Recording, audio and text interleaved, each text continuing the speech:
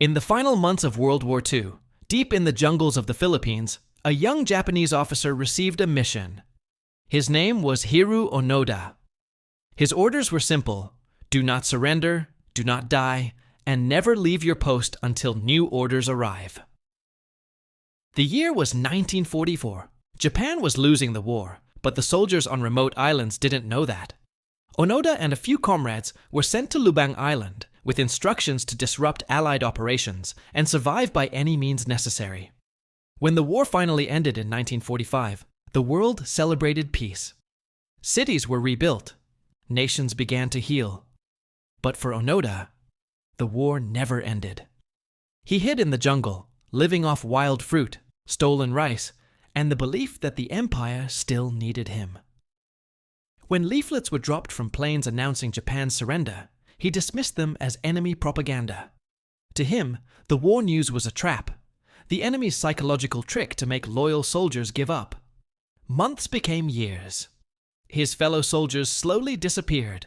Some captured, some surrendered, and some died. But Onoda continued his mission alone, convinced that Japan would return for him someday.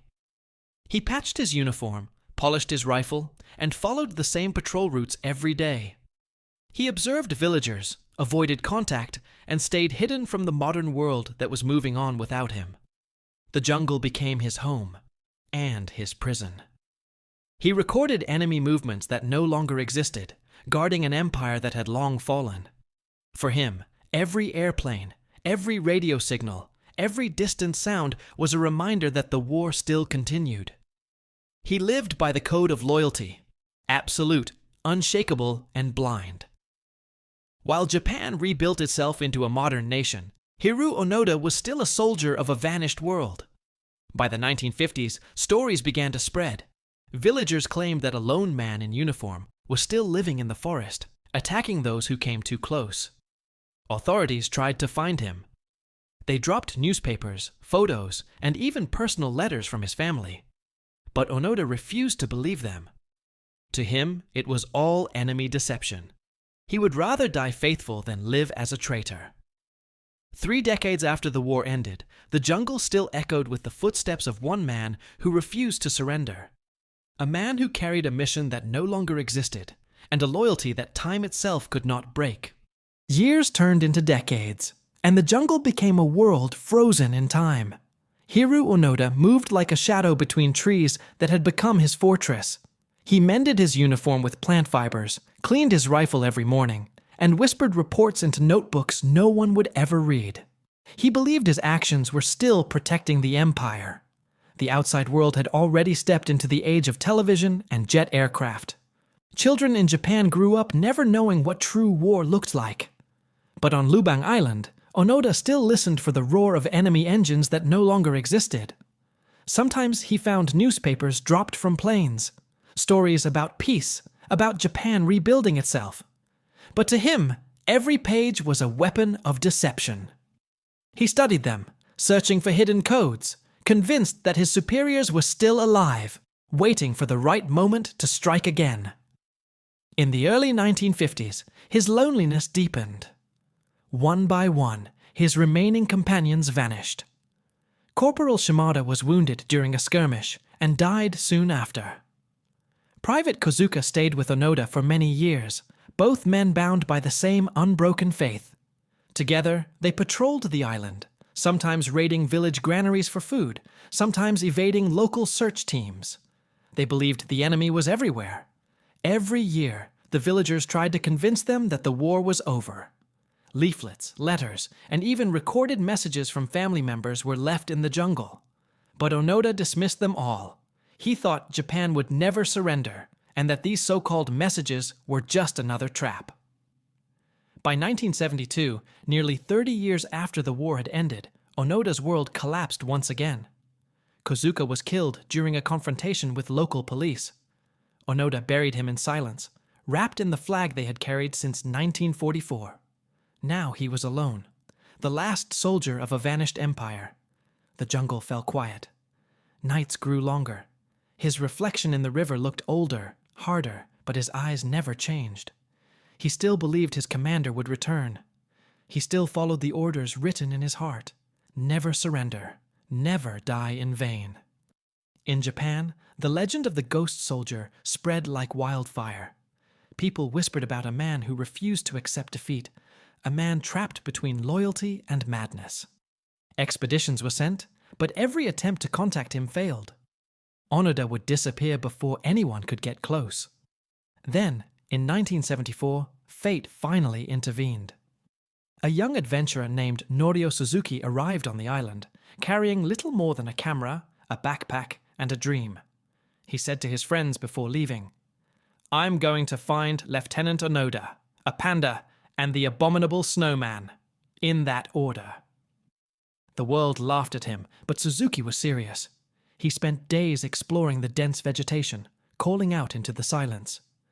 And then, one misty afternoon, he saw movement, a figure watching from behind the trees, rifle in hand.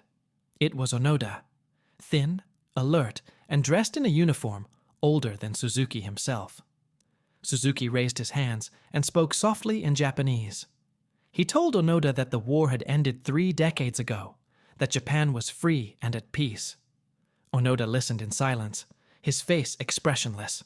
He didn't point his weapon, but he didn't lower it either.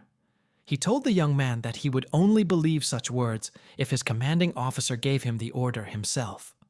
Suzuki promised to return. He would bring the officer.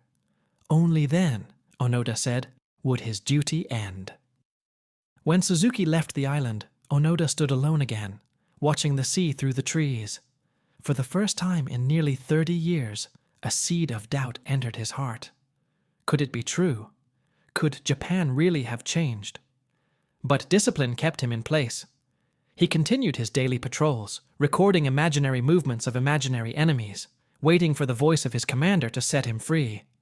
He had no idea that, far away in Tokyo, Suzuki had already found that commander, Major Yoshimi Taniguchi, now and...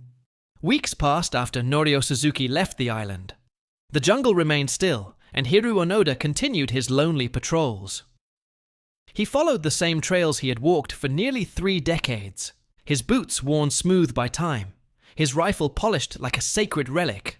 Every sound still mattered: the rustle of leaves, the call of a bird, the distant hum of the sea. He believed one day his commanding officer would return and deliver the words he had waited to hear since 1945. That day came in March 1974.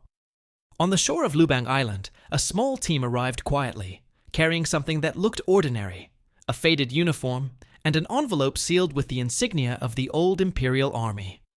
Beside them stood Norio Suzuki and an elderly man whose face Onoda would never forget: Major Yoshimi Taniguchi, his commander. When Onoda saw him, he froze. The past and present collided in that one fragile moment. The old major stepped forward, wearing the same military coat he had once worn in war, and saluted. Then, in a calm voice, he read the official order. Lieutenant Hiroo Onoda, the war ended on August 15th, 1945. The Imperial Army has been dissolved. All combat activities are to cease immediately. You are hereby relieved of all military duties. Silence followed. The jungle seemed to stop breathing. Onoda's eyes filled with disbelief. For years, he had dismissed every document as enemy trickery. But now, the voice of his commander, the only one he had ever trusted, was before him. Slowly, Onoda stepped forward. He removed his worn uniform jacket, unbuckled his rifle, and placed it on the ground. Every motion carried the weight of 30 years of obedience and isolation. He saluted the major, straight-backed, proud, and trembling all at once. For the first time in his life, he allowed himself to exhale. The war that had lived inside him finally ended. When he walked out of the jungle, crowds gathered in silence. The man who emerged looked like a ghost, uniform neat, sword shining, expression unreadable. Reporters surrounded him, but Onoda barely spoke. He was thin, tanned by the tropical sun, and carried the calm of a man who had lived too long with only his thoughts. He handed over his rifle, his knife, and several grenades, all in working condition. Not a single piece of equipment had rusted. When questioned by officials, he answered firmly, "I kept my orders. I did my duty." The Japanese government officially pardoned him for the incidents on Lubang Island, acknowledging that he had acted under military command, unaware the war had ended. To the people of Japan, he was both a symbol of loyalty and a reminder of the past they wanted to forget. Some praised his faith, others pitied his blindness, but to everyone, his endurance was beyond imagination. In the following months, Onoda struggled to adjust to the new world. Tokyo had changed. Skyscrapers rose where ruins once stood. Neon lights glowed brighter than the stars he had watched for decades. Television, cars, and airplanes filled a city that no longer resembled the country he had fought for. He often said, "It felt like I had landed on another planet." The noise of the modern world overwhelmed him. The jungle, with all its silence and discipline, now seemed more peaceful than the city he had returned to defend.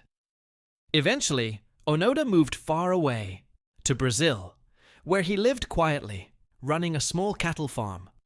He avoided interviews and rarely spoke about the years in the jungle. But sometimes, late at night, he would tell visitors that he still woke up before dawn, as he had every day on Lubang Island. He would stand outside, listening to the wind, waiting for the morning call of the birds. Decades later, he returned to the Philippines, not as a soldier, but as a man seeking closure. He met the families of those affected by his long mission, and he offered his apologies. The people, surprisingly, welcomed him with kindness. There were no soldiers, no enemies, only forgive. When Hiroo Onoda stepped out of the jungle in 1974, the world called him a relic of the past. But for him, the past had never ended. It had simply followed him into the present. Back in Japan, people filled the streets to see him. He became a living legend overnight, the soldier who refused to surrender for 29 years. Television cameras followed his every step, magazines printed his face, and reporters begged for interviews. But beneath the fame, Onoda felt only emptiness. He had dedicated half his life to a war that no longer existed. He had obeyed every order, survived every hardship, and returned to find that everything he once believed in was gone. Japan was now a peaceful, modern nation. Its youth no longer spoke of war, but of dreams, fashion, and progress. In his memoirs, Onoda wrote, "I felt like a machine that had suddenly lost its purpose." He struggled to find meaning in a world where discipline and honor no longer guided daily life. Crowds saw him as a hero, but he saw himself as a man left behind by time. He once said, "The jungle was my home. The city was a battlefield of noise and confusion." Unable to adjust, Onoda left Japan in 1975 and moved to Brazil. He built a new life as a farmer, tending cattle in the countryside far from the spotlight. He found peace in the simplicity of nature, waking early, working silently, and resting as the sun fell, just as he had done in the jungle. Years later, he married and occasionally returned to Japan to speak with young people. He didn't glorify war. Instead, he spoke about purpose, resilience, and belief. He told them that loyalty without understanding could destroy a man from the inside. He taught that strength must come with wisdom, and faith must walk beside truth. When he revisited the Philippines, he met the families of those affected by his long battle. He bowed deeply, apologizing for the pain his actions had caused. Many forgave him. They saw not a soldier, but an old man who had suffered enough. It was there, under the same trees where he had once hidden, that Onoda finally found peace. As he grew older, he became quieter, spending his final years away from cameras and interviews. In 2014, Hiroo Onoda passed away at the age of 91. Japan mourned him with respect, but also reflection. His life had become a symbol of the dangers of blind obedience and the strength of unbroken faith. He once said, "I did what I thought was right. For 30 years, I followed my orders. And when I finally stopped, I learned that the hardest battle is not fought with weapons, but within the human heart." The story of Hiroo Onoda is not just about war. It is about time, belief, and the limits of human endurance. It reminds us that loyalty can both protect and imprison us. That courage is not always about fighting, but about letting go. He entered the jungle as a young soldier sworn to his duty. He left it as a man who had outlived an empire. For nearly 30 years, he fought an invisible war against silence, loneliness, and time itself. And in the end, he taught the world that surrender is not always defeat. Sometimes it is the first step toward freedom. Hiroo Onoda, the last man of World War II, the man who never surrendered.